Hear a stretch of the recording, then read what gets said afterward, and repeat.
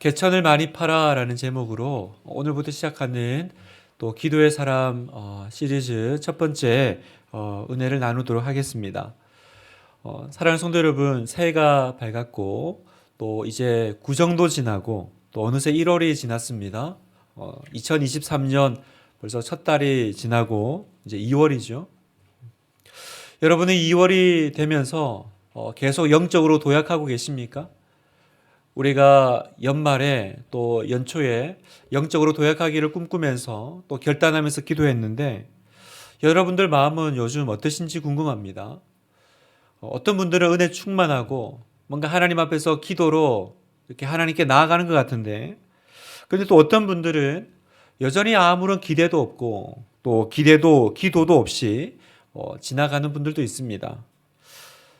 본인도 이러면 안 되는 줄 알지만 또 어떻게 할 수도 없는 그 영적인 막막함과 또 답답함 가운데 머물러 계시는 분들도 있으실 거예요.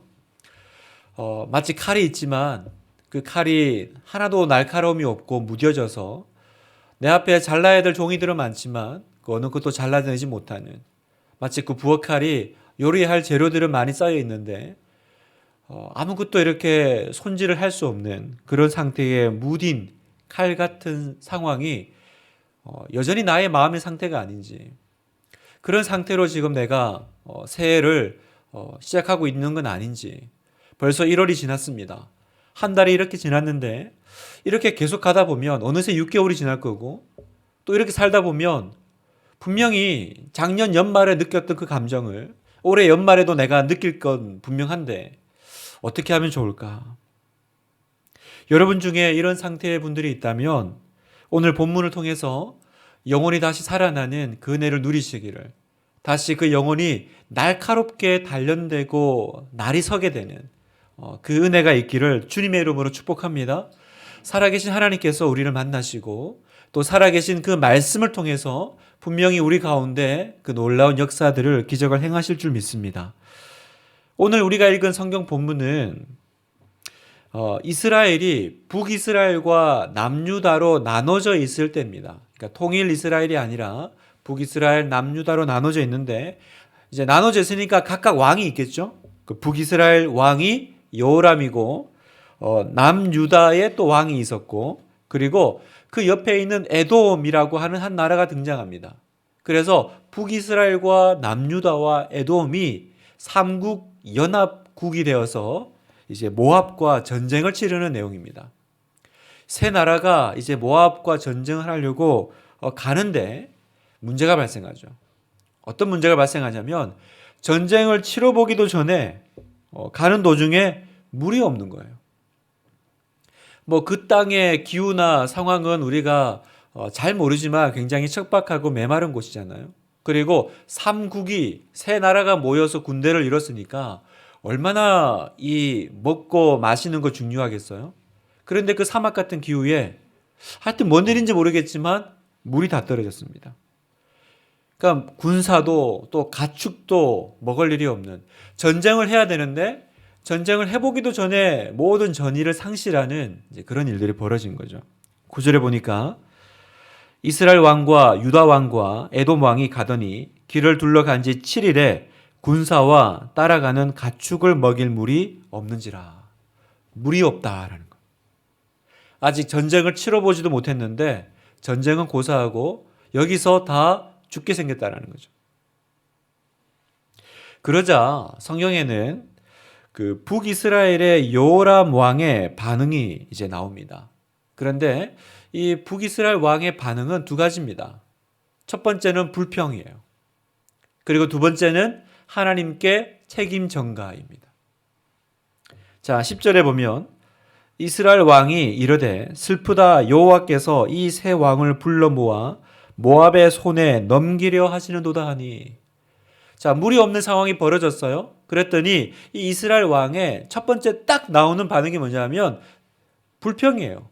그리고 하나님이 이 모든 것을 또 이렇게 엉클어 놓으셨다, 망하게 하셨다라는 거죠. 하나님에 대한 책임 전가와 분노를 이렇게 표출합니다. 여러분, 꼭 우리가 이렇게 하잖아요. 이 이스라엘 왕의 이 모습이 꼭 우리 같습니다. 결정은 내가 다 해놓고는 막상 일이 엉클어지면, 어려운 일이 생기면 그때 가서 하나님 탓합니다. 내가 원하는 거 결정해놓고 막상 문제가 생기면 하나님께서 안 도와주셨다라고 합니다. 틀어지면 하나님 원망하는 게 참 우리의 그 불신앙의 모습이죠. 이스라엘 왕이 지금 우리의 모습을 딱 보여줍니다.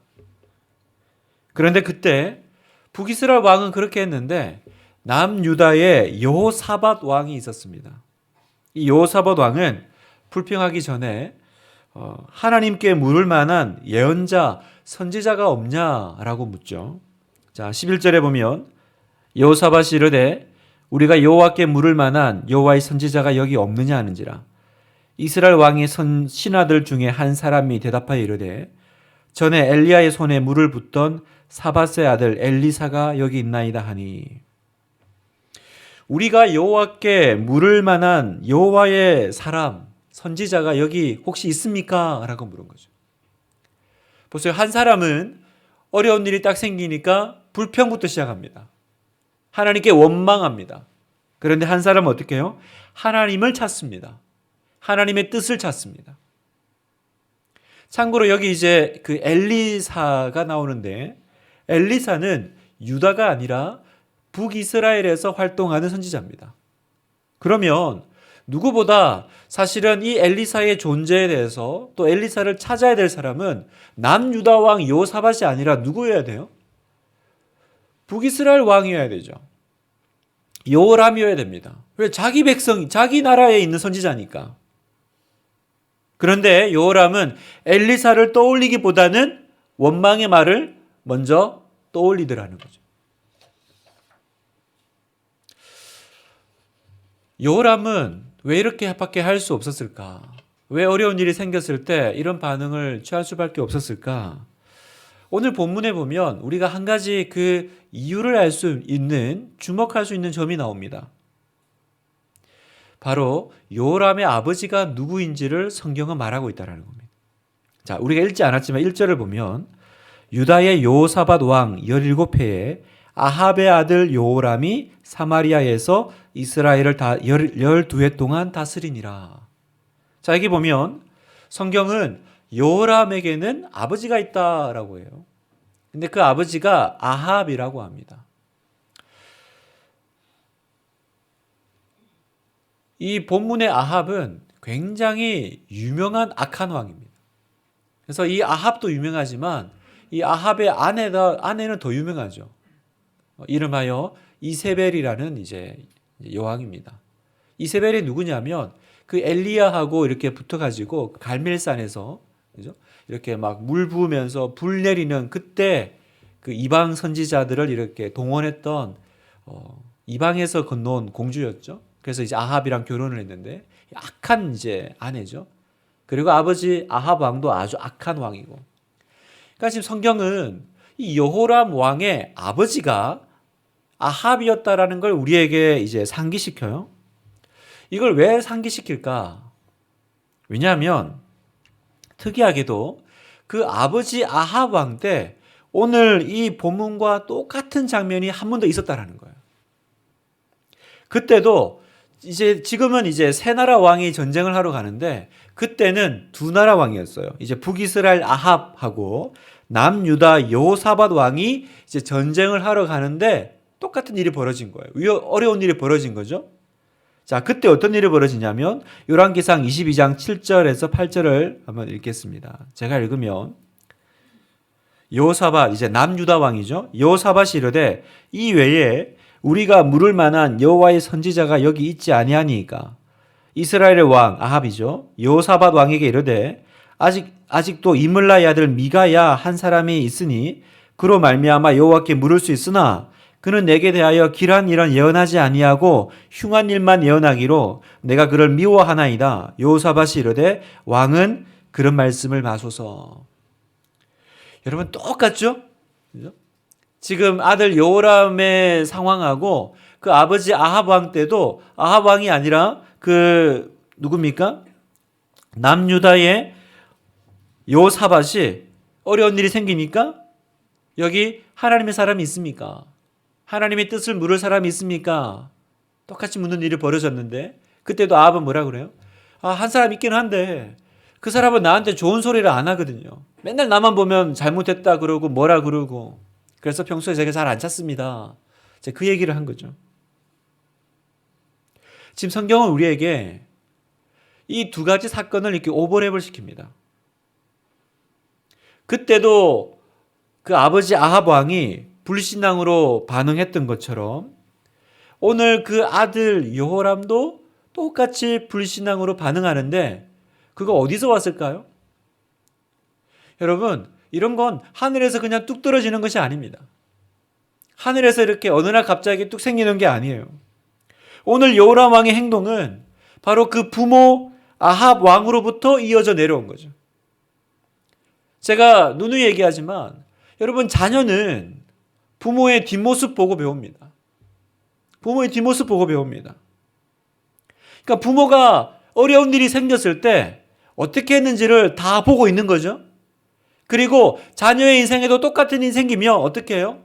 그때 그 어려운 일이 생겼을 때 부모가 했던 방식 그대로 자녀도 살아가더라는 거예요. 이게 얼마나 여러분 중요한 이야기입니까? 여러분은 자녀에게 뭘 물려주고 계십니까? 우리는 우리의 다음 세대에게 무엇을 물려주고 있습니까? 우리는 어려운 일이 생겼을 때 그 어려운 일을 어떻게 통과하는 법을 가르쳐주고 있습니까? 그럼 어떻게 가르쳐주는 걸까요? 그건 내가, 부모인 우리가 어려운 일이 생겼을 때 그 어려움을 어떻게 통과하는지를 보여줄 때 그때 자녀들은 보고 배우는 거죠. 그래서 사랑하는 우리 하늘교회 성도 여러분, 오늘 우리가 너무 중요합니다. 오늘 이 세대가 너무 중요해요. 우리가 어떤 일이 생길 때마다 믿음으로 반응하고 응전하는 모습을 보여주고 결단하지 않으면 그 영향력이 내 주변으로 다 흘러간다는 거예요. 그 영향력이. 나를 보고 우리 순원들이 다 따라합니다, 여러분. 나를 보고 우리 가족들이 다 따라합니다. 봐보세요. 내가 하는 말투, 내가 중요하게 여기는 거, 내 주변 사람들이 다 따라합니다. 요즘 보니까 우리 애들이요, 황세훈 강도사 말투를 따라하기 시작하더라고요.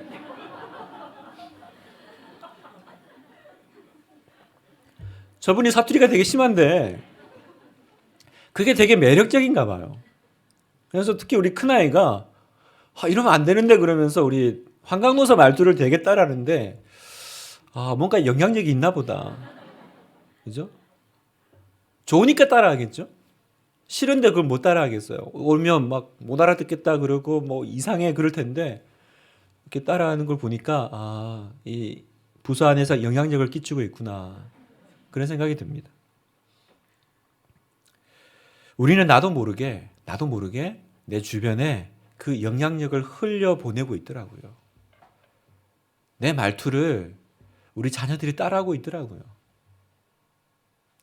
맨날 우리가 죽겠다 그러면 내 주변에서도 다 그게 전염이 되는 거예요. 돈이 없어서 어떡하냐 그러면 주변에 우리 아이들도 다 그렇게 돈동그리면서 사는 거예요. 좋은 대학 못 가면 어떡하냐, 좋은 대학을 못 가면 인생이 안 펴지는데 어떡하냐, 그러면 애들이 그렇게 살아가는 거예요. 오늘 한 신학대학 교수님이 들려준 그 이야기가 있었는데요. 하루는 이제 교수님이 이제 집에 들어와 보니까 고등학교 2학년 딸이 펑펑 울고 있는 거예요. 막 서럽게 울어요. 왜 그러냐 물어봤더니 이번 기말고사에서 한 과목이 이제 F가 나왔다는 거죠. 그래서 그런가 보다 했는데 이제 그 주에 이제 교회를 갔는데 예배 시간에 그 교수님의 아내가 예배 내내 눈물을 흘리면서 울더래요. 그래서 이 딸이 이렇게 시험도 못 보고 이렇게 망해서 그게 마음이 아픈가 보다. 이제 그렇게 생각을 하고는 예배를 마치고 나서 왜 그렇게 예배 시간에 눈물을 흘리냐 물었더니 아내가 심각하게 이렇게 말하더래요. 여보, 우리가 딸한테 거짓말했잖아요. 우리가 딸에게 너는 하나님의 딸이야, 성실하고 진실하게만 살면 돼 라고 말하면서 속으로는 너 공부 잘해야 돼. 좋은 대학 가야 돼. 그랬잖아요. 그걸 하나님 앞에서 회개했다라는 거예요. 예배 시간에. 이 교수님이 아내 말에 충격을 받았어요. 그래서 집에 와서 딸을 불렀습니다. 그리고는 우리 둘이 맛있는 거 먹으러 가자. 이제 외식하러 가자 이렇게 한 거예요. 그래서 밥을 이제 맛있는 걸 사주고 밥을 먹으면서 이제 아빠가 딸에게 이제 그랬대요. 아빠가 오늘 너 왜 데리고 나왔는 줄 알아? 오늘 아빠가 너랑 왜 외식하러 나왔는 줄 알아? 왜 그런데요? 펠러브레이트 하려고 왔어. 펠러브레이트. 펠러브레이트? 그게 무슨 뜻이야? 무슨 단어야? 그랬더니 네가 C 학점이라도 받았으면 셀러브레이트 하려고 그랬는데 네가 F를 받는 바람에 펠러브레이트 하려고. 그랬더니 이제 딸이 이제 황당하다는 듯이 안 그래도 서러워 죽겠는데 그러고 있는 벙벙해 있는 이제 딸한테 아빠가 이어서 이렇게 말을 했답니다. 딸아, 아빠가 회개할 게 하나 있다. 아빠가 너한테 그랬지. 너는 하나님 딸이고 네가 정직하고 열심히만 하면 아무 상관없다고. 그런데 사실 그 거짓말이었어. 내가 이번에 F학점 받지 않았으면 아빠는 평생 너한테 거짓말하고 있을 뻔했어. 오늘은 아빠가 너를 정말 셀러브레이트 해주는 거야. 우리 딸 참 잘했어. 이렇게 얘기를 했다라는 거예요. 그제서야 이제 딸이 이제 무슨 말인지 알고 마음이 이제 풀어지고 또 같이 힘을 내고 웃었다고 합니다. 사랑하는 성도 여러분, 여러분은 올해 어떤 성도가 되기를 원하십니까? 어떤 부모가 되기를 원하세요? 사랑하는 부모 여러분, 자녀를 많이 사랑하는 부모가 되려고 노력하시면 안 됩니다. 자녀를 많이 사랑하는 부모가 목표가 되면 안 되고요. 자녀에게 존경받는 부모가 되는 것을 목표하셔야 돼요. 자녀가 내 믿음을 보고 따라 할 수 있는 부모가 되는 것. 내 자녀가 내 믿음을 존경할 만한 부모가 되는 것. 그게 목표가 되어야 됩니다. 자녀 사랑만 하다가 자녀 망치는 가정들이 얼마나 많습니까? 할 거 다 해주는데 무슨 일인지 모르겠는 거예요. 왜 이렇게 어긋나는지. 여러분 정신 바짝 차려야 됩니다. 정신 바짝 차려야 돼요. 우리는 고난이 왔을 때 어떻게 해야 되는지 항상 생각해야 됩니다. 왜냐하면 보고 있어요. 누군가가 보고 있어요. 우리 가족들이 보고 있고 우리 순원이 보고 있고요. 내 직장 동료가 보고 있고요. 내 친구들이 보고 있습니다. 그래서 그래요. 아, 쟤도 똑같구나. 말은 그렇게 하지만 결국은 F학점이 떨어지면 평소에는 열심히 하면 돼. 진실하게 하면 돼. 하나님께서 너를 인도하실 거. 너 하나님 사람이잖아. 그랬지만 결국 내 인생에 F학점이 뜨면 세상 다 끝난 것처럼 그렇게 울고 앉아있는 우리의 모습. 사랑하는 성도 여러분, 올해 정말 우리가 올해를 2023년을 믿음의 해로 선포하기를 그렇게 바랍니다. 이제부터 믿음의 해로 선포했다면 이제 아무 말이나 하면 안 된다라는 거예요. 한마디 말이라도 이제는 내가 믿음 없는 소리 하지 말아야지. 하루를 살아도 내가 믿음 없이 살지 말아야지. 그걸 결단하는 여러분 되시기를 축복합니다. 그럴 때 우리 가운데 이 영적인 도약이 일어날 줄 믿어요.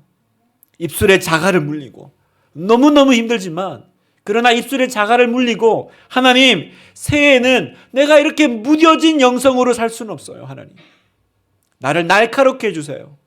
내 인생에 F학점이 왔을 때 내가 셀러브레이트 하기를 원합니다.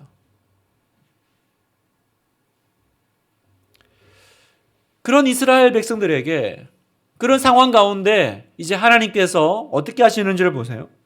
목이 말라서 큰 어려움이 있었습니다. 그래서 하나님의 뜻을 구하고 엘리사를 찾았더니 하나님이 엘리사를 통해서 말씀하십니다. 17절 여호와께서 이러시기를 너희가 바람도 보지 못하고 비도 보지 못하되 이 골짜기에 물이 가득하여 너희와 너희 가축과 짐승이 마시리라 하셨나이다. 뭐라 그러세요? 이 골짜기에 물이 가득해질 거다. 하나님은 이튿날 해 뜰 때에 에돔이라는 지역에서 물이 흘러와서 사람뿐만 아니라 가축과 짐승들도 물을 먹게 하시겠다, 그렇게 약속하신 거예요. 너무 좋죠, 여러분? 얼마나 축복된 말입니까? 얼마나 축복된 약속이에요? 그런데 여기까지는 좋은데 엘리사가 이상한 일을 하나 시켜요. 하나님의 약속은 올 건데 그 약속 앞에 너도 해야 될 일이 있다라는 거예요. 선행해야 될 일이 있다. 그건 뭐냐면 아무 물도 없는데 개천을 파라는 거예요. 개천을 팔아. 자, 16절. 그가 이르되 여호와의 말씀이 이 골짜기에 개천을 많이 팔아 하셨나이다. 개천을 많이 팔아 하셨나이다. 이게 16절이잖아요. 그러니까 이 개천을 파는 게 앞에 있고 그 다음에 하나님의 그 약속이 뒤따라 17절에서 이 골짜기에 물이 가득하여가 따르더라는 거예요. 여러분, 지금 비 올 만한 상황이 아니잖아요. 지금 딱 7일째에 죽게 된 상황입니다. 해는 쨍쨍하고 다 말라 비틀어져 있고 비는 구름 한 방울도 보이지 않는, 한 조각도 보이지 않는 그런 상황이에요.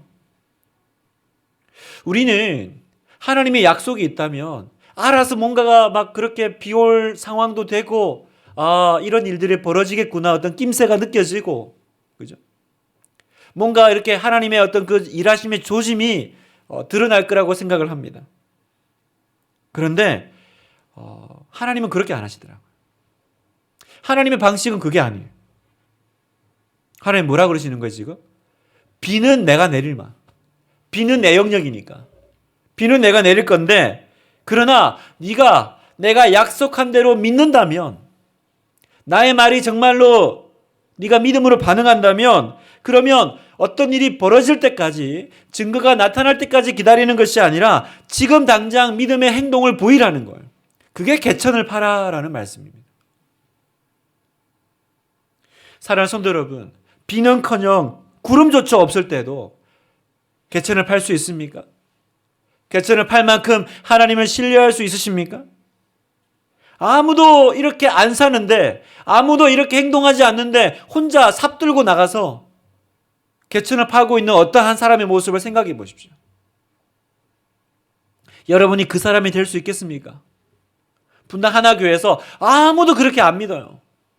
아무도 그렇게 될 거라고 생각하지도 않습니다. 그러나 어떤 한 사람이 믿음의 삽을 들고 나가서 개천을 파고 있더라는 거죠. 이게 하나님의 방식입니다. 그러면 오늘 우리에게도 동일하죠. 여러분, 올 한 해 하나님이 어떤 일을 행하실 걸 믿으십니까?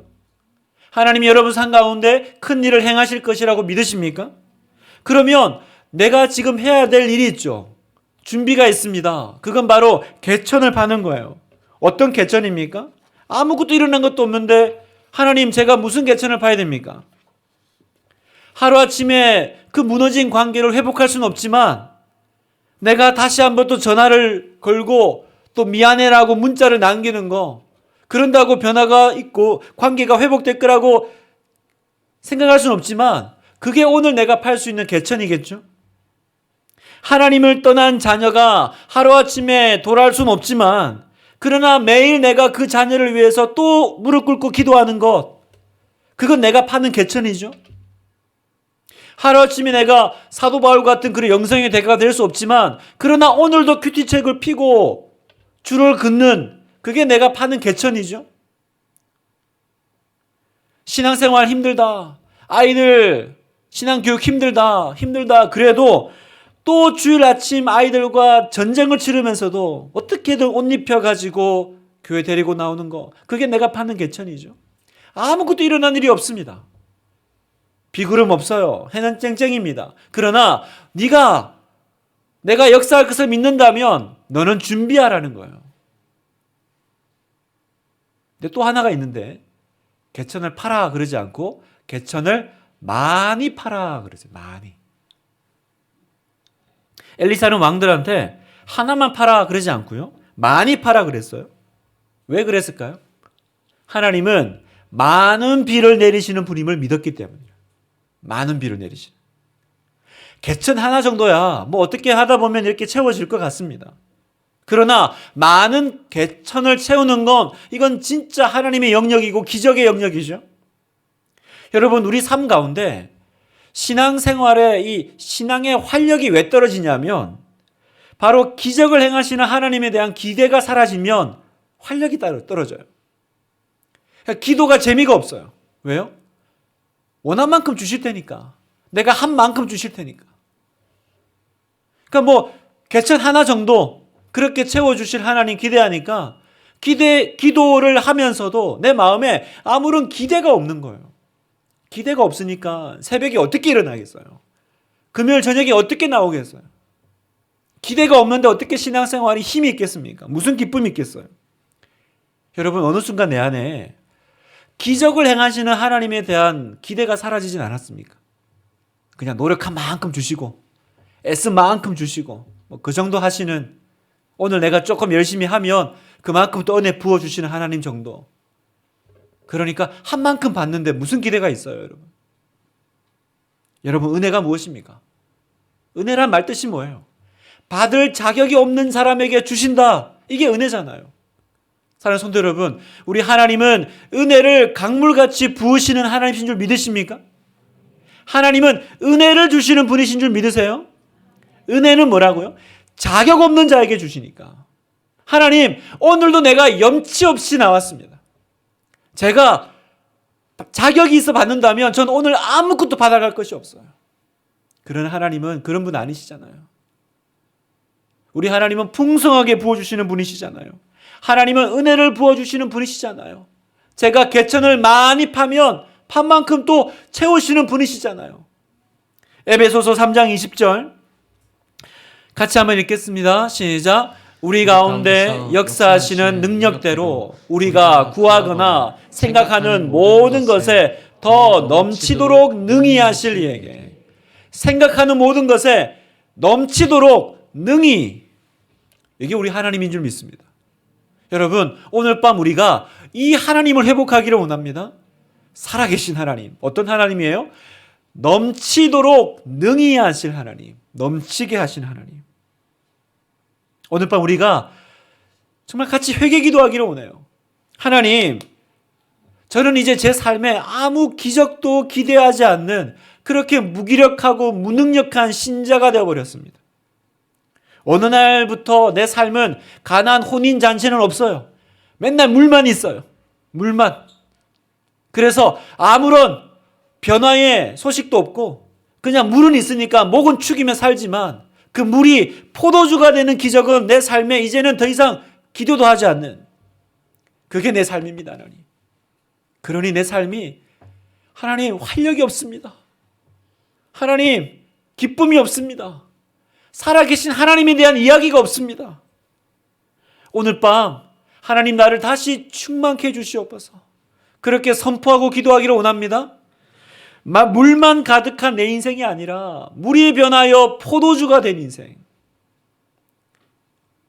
맹물 같은 내 인생이 아니라, 맹탕 같은 내 인생이 아니라 정말 그 숙성된 하나님의 기적으로 빚어진 그 포도주가 넘치는 그 가난 혼인잔치가, 주여 내가 오늘 밤 회복되기를 원하는데 주님 그 믿음을 나에게 주시고 그걸 믿는 만큼 이제 내가 개천을 파겠나이다. 개천의 기도를 하겠나이다. 많이 기도하겠습니다, 하나님. 아, 판만큼 주시는 거예요, 하나님? 많이 파겠습니다, 많이.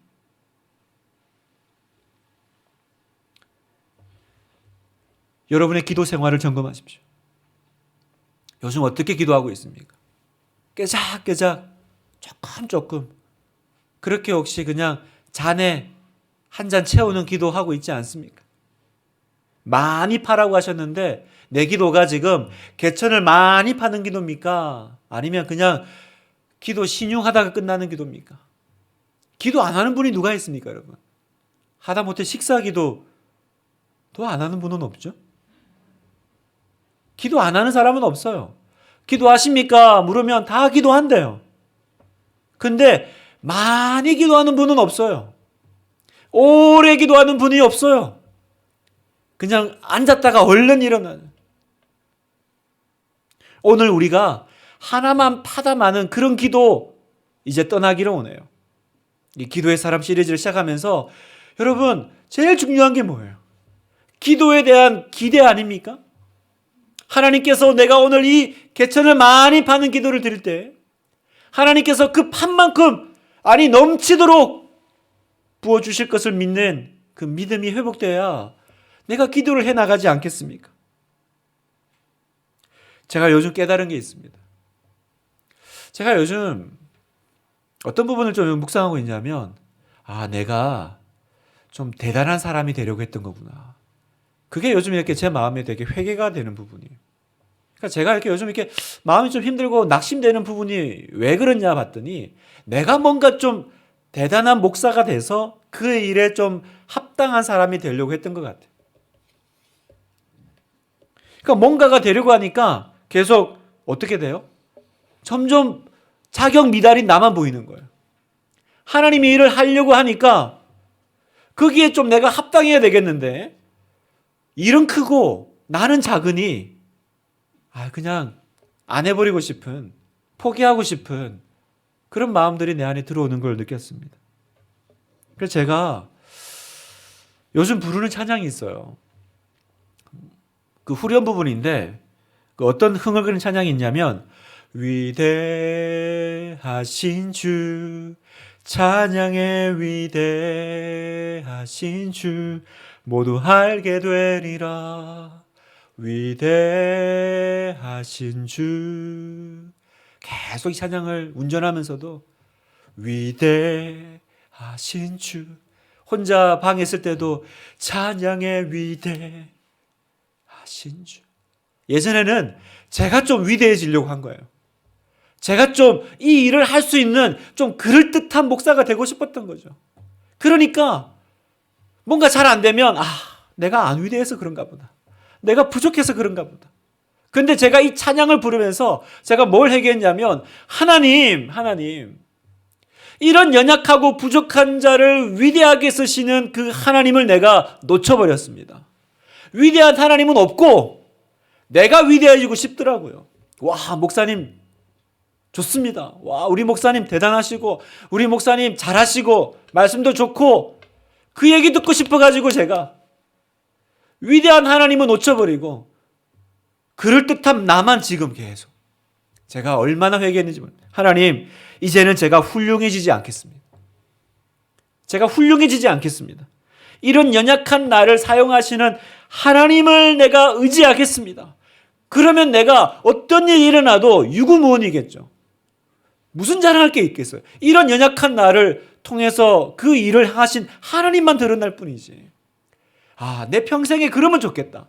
그냥 이렇게 지지리도 못나고 부족하고 실패가 많고 실수하는 나를 나중에 제 모든 인생을 돌아봤을 때 그런데 어떻게 이런 좋은 일이 일어났냐. 위대하신 주. 찬양의 위대하신 주. 모두 알게 되리라. 우리 하나님이 이 일을 이루셨네. 여러분 오늘 우리가 기도할 때 하나님 나를 좀 더 훌륭하게 만들어주세요. 그렇게 기도하지 마셔요. 이런 나를 사용하시는 놀라운 하나님의 역사를 경험하게 해주시옵소서. 이렇게 기도하는 여러분 되시기를 축복합니다. 그렇게 기도하시기를 축복해요. 그래서 하나님이 우리에게 기도를 허락하신 거예요. 기도를. 여러분 기도가 뭡니까? 기도는 세상 연약한 사람도 할 수 있는 게 기도 아니에요? 제가 우리 홈페이지에 그 유치부 사진 올라올 때마다 그 아이들의 그 조망만한 손 가지고 무릎 꿇고 있는 거 보면서 제가 감동받는 게 그 포인트예요. 이런 애기들도 할 수 있는 게 기도구나. 하나님은 왜 우리 보고 기도를 주셨을까? 왜 하나님의 역사를 경험하는 도구로 헌금 1억 내라. 그럼 누가 하겠어요? 큐티 3년 채워라. 그럼 누가 하겠어요? 그런데 기도하래요. 기도는 누가 해요? 그 아무것도 모르는 애들도 무릎 꿇고 손 모으면 할 수 있는 어쩌면 제일 연약한 방법 아니에요? 제일 연약한 방법. 하나님은 우리에게 그걸 주셨습니다. 가장 연약한 사람도 할 수 있는 그 도구지만 하늘의 보좌를 움직이는 능력. 그 기도가 어디 있습니까, 여러분? 저 하늘에 있습니까? 어디 기도원에 있습니까? 지금 여러분의 손에 있잖아요. 기도하시기를 축복합니다. 기도를 놓치지 않으시기를 축복합니다. 기도를 대수롭지 않게 여기지 않기를 축복합니다. 기도를 너무 얕고 너무 짧게 하지 않으시기를 그렇게 축복합니다. 모든 영역에서 내가 기도하리라. 그냥 개천을 많이 파야겠다. 여기서도 파고 저기서도 파고. 하나님이 나에게 이 도구를 주셨는데. 말씀을 마무리하면서요. 아까 교수님 얘기가 하나 뒤에 남아 있습니다. 앞에 말씀드렸던 교수님과 딸 얘기가 뒤에가 있는데, 이제 그 교수님이 그날 식사를 하다가 궁금한 걸 못 참고 물었대요. 근데 어떻게 하면 F를 받을 수 있냐? 뭐 어떻게 노력을 해야 F를 받는 거야? 평소에 이제 아이의 또 실력도 알고 이제 그러니까. 근데 이제 딸이 그렇게 얘기를 하대요. 실은 시험 때 몇몇 아이들이 답안지를 돌렸어. 그리고 그 답안지가 나한테도 왔는데 그건 컨닝이고 나 자신을 속이는 거잖아. 난 그러고 싶지 않았어. 그래서 난 답안지를 그냥 던져버렸거든. 그랬더니 내 성적이 아마 상대평가였겠죠? 알고 보니까 그런 숨은 이야기가 있었던 거예요. 자기 자신을 속이지 않으려고 F학점을 아이가 스스로 선택한 거죠. 이건 정말 셀러브레이트 해줘야 될 일 아닙니까? 근데 또 더 재미난 사실이 있어요. 나중에 이제 이 딸이 이제 대학을 들어가게 되는데 아마 외국계 대학을 지원한 것 같아요. 자기 소개 에세이를 쓰는데 글 제목이 펠러브레이션. 펠러브레이션이라는 제목의 에세이를 썼습니다. 그리고 그 내용은 자신이 F학점 받았을 때 자기를 펠러브레이트 해줬던 아버지 이야기를 쓴 겁니다. 그리고 그 글의 결론에서 정직하게 살아도 실패할 수 있지만 나는 열심히 공부해서 이런 사람들에게 용기를 주는, 즉 펠러브레이트 하는 사람이 되겠다, 이렇게 이제 글을 마친 거죠.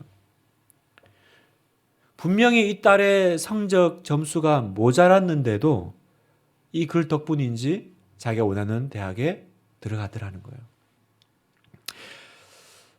우리 하나교회 여러분에게도 도전합니다. 펠러브레이션 하는 성도가 되기를. 기도가 무뎌지고 묵상의 즐거움이 무뎌지고 교회 생활의 활력도 무뎌지고 다 무뎌졌습니까? 뭐가 문제예요? 오늘 내 삶에 기적을 행하시고 역사하시는 그 하나님에 대한 기대, 그 믿음이 약해졌기 때문입니다. 나중에 이 모든 사건이 끝나고 열왕기하 3장 18절에 이 모든 걸 보고 너무 놀라는 이스라엘 백성들에게 이렇게 얘기합니다. 같이 한번 읽겠습니다. 이것은 여호와께서 보시기에 작은 일이라. 여호와께서 모압 사람도 당신의 손에 넘기시리니. 너무 놀라고 있는데 뭐라고 그러냐면, 뭘 놀라니? 이 얘기죠. 이것은 여호와 보시기에 작은 일이라. 이것도 작은 일이라는 거예요. 이것도 작은 일. 우리 보기에는 엄청 대단한 것이라도 하나님 보기에는 아무것도 아닌 일인 거죠. 오늘 밤 이 믿음 회복되기를 주님의 이름으로 축복합니다. 이 믿음이 회복돼야 우리의 기도가 터집니다, 여러분. 그리고 기도가 깊어집니다. 기도의 자리를 포기하지 않습니다. 기도의 사람, 기도의 무릎, 어디서 출발됩니까? 바로 이것도 하나님 보시기에 작은 일이라. 이걸 믿고 나아가는 그 사람에게 있을 줄 믿습니다.